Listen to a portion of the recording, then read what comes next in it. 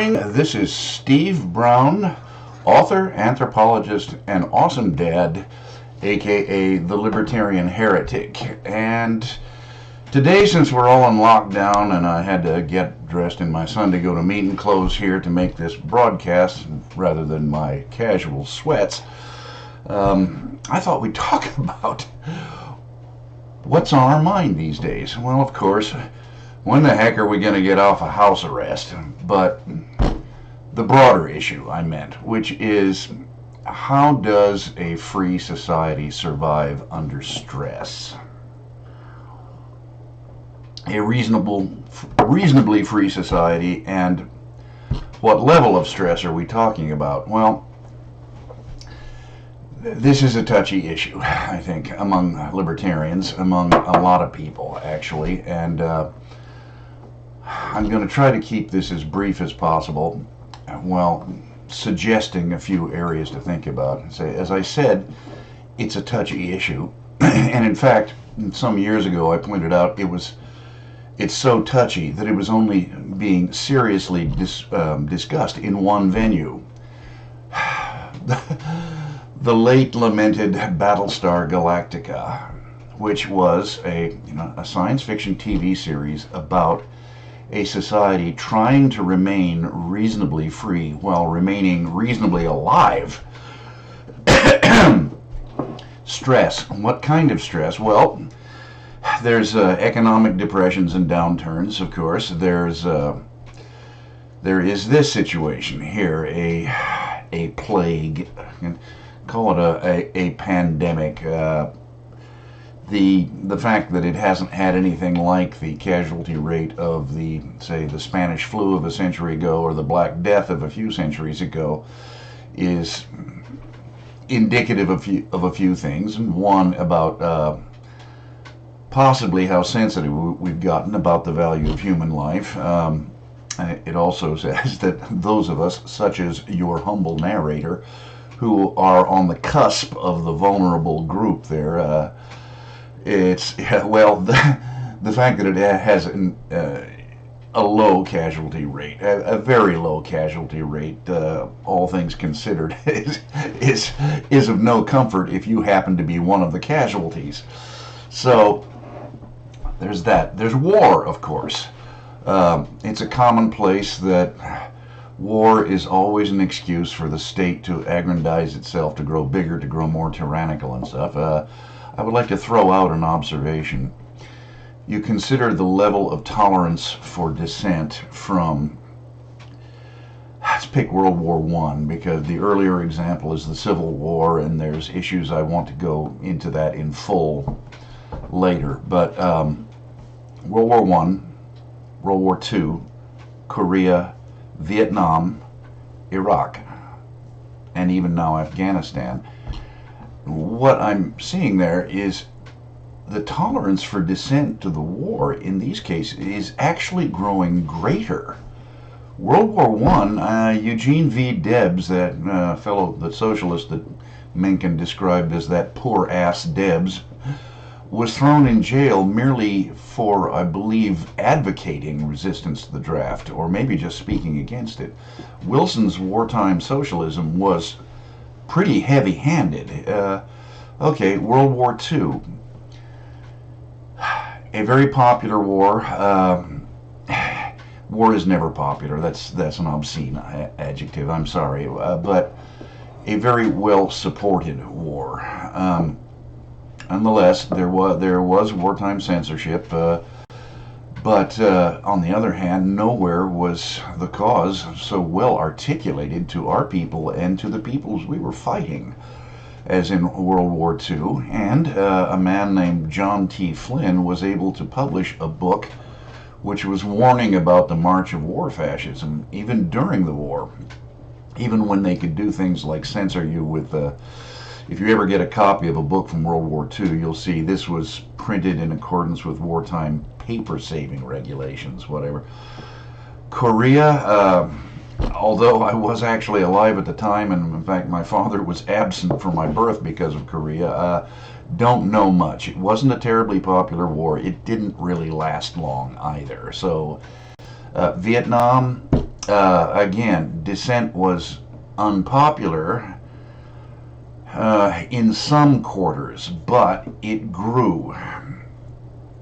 It grew, and people were thrown in prison for resisting the draft, but how many? And for how long, and how much did it affect their futures? Um, and to Iraq. Yeah, again, I suggest you look at it as a continuum.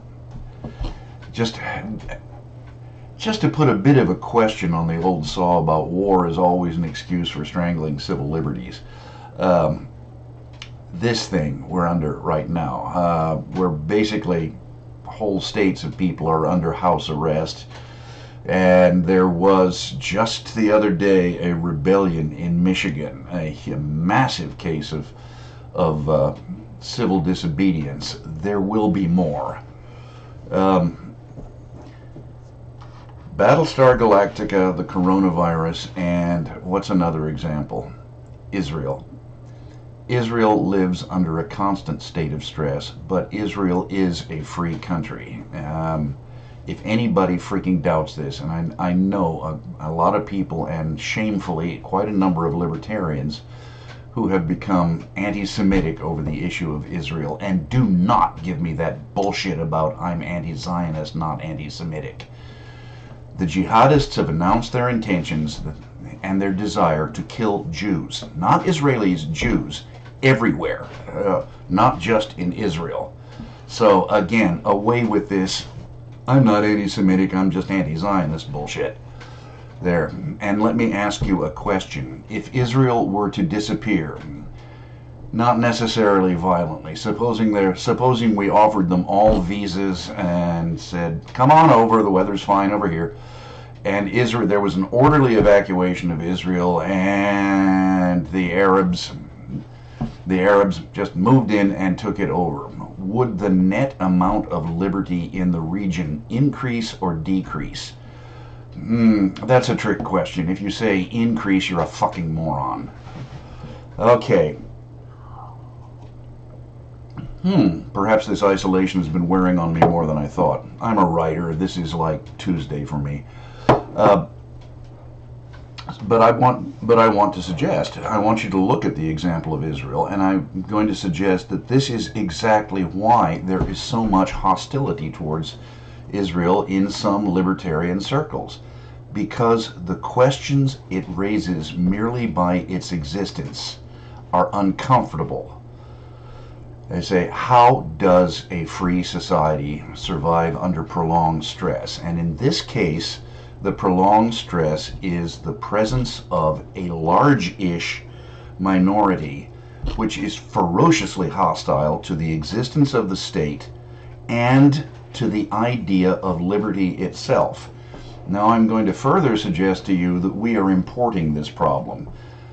Not to anything like the degree, but there are sections in our country like Dearborn, Detroit and such, which have virtually created enclaves. The Twin Cities up in the state I'm currently residing in, Minneapolis, St. Paul,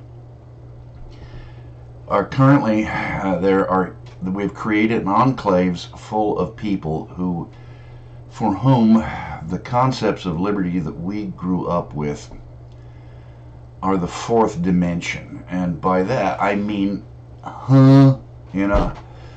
they just don't see it. A friend of mine told me that his son had a roommate, I think in college or something, a boy, I believe from Germany, something, and he said that to give you an example of this cognitive blind spot, could not understand the concept of private schools. And I don't mean he was against it. It means he didn't understand it. Private and school to him were an oxymoron. They don't go together. Schools are government. No, there's a Catholic school down the road. Yeah, it's a government school, right? No, it has nothing to do with the government. What? No. What? No. So, that's pretty much all I had to say here, because frankly I don't have any answers. But I would like you to consider the question, and I hope